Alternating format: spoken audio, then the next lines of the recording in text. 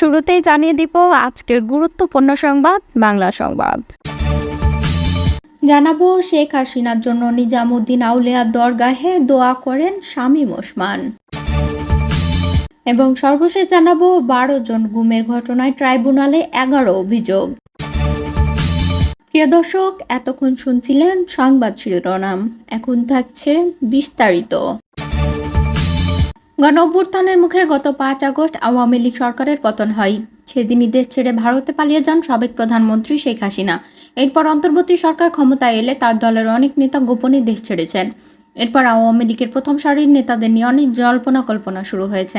এরপর দীর্ঘ 1 মাস পর চলতি মাসের শুরুর দিকে ভারতের নিজামুদ্দিন আউলিয়া দরগাহে নারায়ণগঞ্জের সবচেয়ে আলোচিত নেতা ও সাবেক সংসদ সদস্য শামীম ওসমানকে পরিবারসহ দেখা যায়। ভারতের একটি বিশ্ববিদ্যালয় থেকে সদ্য স্নাতকোত্তর চূড়ান্ত পরীক্ষা শেষ করে ঘুরতে গিয়ে বাংলাদেশের মনিরুল হক দিল্লির নিজামুদ্দিন আউলিয়ার দরবারে তাকে দেখতে পান। মনিরুল হক জানান, শেখ হাসিনার জন্য নিজামুদ্দিন আউলিয়ার দরগাহে দোয়া করেন শামীম ওসমান। সে সময় তার পরিবারের কয়েকজন সদস্য ছিল।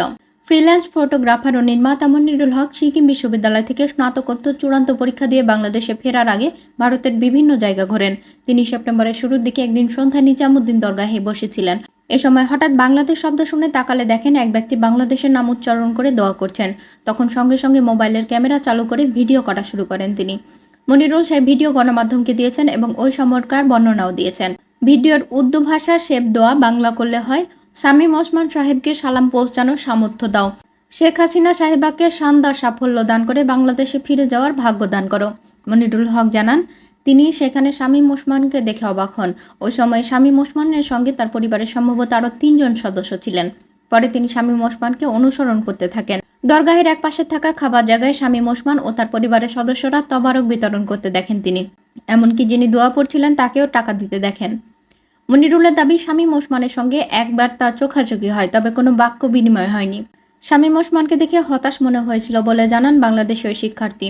এর আগে শামীম ওসমানকে পরিবারসহ দেখেছেন বলে ফেসবুকে পোস্ট জানিয়েছিলেন ভারতের অধ্যয়নরত আরেক বাংলাদেশি শিক্ষার্থী আকাশক, যা ইত্তেফাক অনলাইনে প্রকাশিত হয়।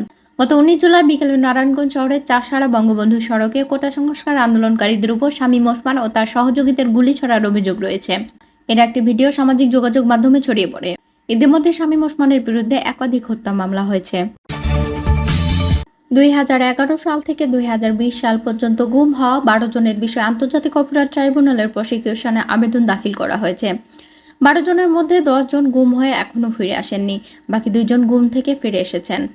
বুধবার ট্রাইব্যুনালে এক ব্রিফিংয়ে এই তথ্য জানিয়েছেন চিফ প্রসিকিউটর মোহাম্মদ তাজুল ইসলাম। এ সময় গুম থেকে ফেরত আসা 2 ব্যক্তি সহ বাকি 10 জনের পরিবারের সদস্যরা উপস্থিত ছিলেন। মোহাম্মদ তাজুল ইসলাম বলেন, 9টা অভিযোগের মধ্যে 10 জনের গুমের অভিযোগ। যারা বিভিন্ন সময় গুমের শিকার হয়েছেন আজ পর্যন্ত তারা ফিরে আসেননি।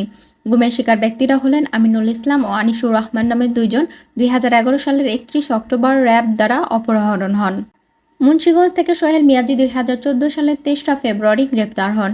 2011 সালের 10 জুলাই বনানী থেকে আবদুল্লাহ নিখোঁজ হয়ে যান। একই বছরের 23 সেপ্টেম্বর ইকবাল হোসেনকে আগারগাঁও থেকে আইনশৃঙ্খলা বাহিনী উঠিয়ে নিয়ে যায়। আইনুল ইসলামকে মদনপুর চৌরাস্তা থেকে 2020 সালের 4 জুলাই উঠিয়ে নেওয়া হয়। 2018 সালের 27 আগস্ট মোহাম্মদপুর সাজুকে মোহাম্মদপুর থেকে উঠিয়ে নেওয়া হয়। কুদ্দুসুর রহমান চৌধুরীকে 2014 সালের 1 নভেম্বর মিরপুর 1 থেকে তুলে নেওয়া হয়। 2013 সালের 30 এপ্রিল মোহাম্মদ কাইয়ুমকে গাবতলী থেকে উঠে নেওয়া হয়। ভাসান টেক থেকে মোহাম্মদ মোস্তফাকে 2020 সালের 6 জুন উঠে নেওয়া হয়। আজ পর্যন্ত তাদের স্বজনরা জানেন না তারা কোথায় আছেন, জীবিত নাকি মৃত। তিনি আরও জানান, বাংলাদেশ গুম পরিবার নামের একটি সংগঠনের পক্ষ থেকে 64 ঘটনার তালিকা দেওয়া হয়েছে। এগুলো গ্রহণ করেছি, যাচাই বাছাই পর্যালোচনা করব। বেশিরভাগ অভিযোগে তৎকালীন আইন শৃঙ্খলা বাহিনীর সদস্যদের অভিযুক্ত করেছেন। ওই সংগঠনের আহ্বায়ক বেলাল হোসেনকে 2016 সালের 10 অক্টোবর উঠে নেওয়া হয়। পরে একই সালের 2 নভেম্বর তাকে একই জায়গাতে ফেলে দেওয়া হয়। তিনি ট্রাইব্যুনালে অভিযোগও করেছেন। এছাড়া 6 মাস 3 দিন গুম করে রাখার অভিযোগে আইনজীবী সোহেল রানাও ট্রাইব্যুনালে অভিযোগ করেছেন।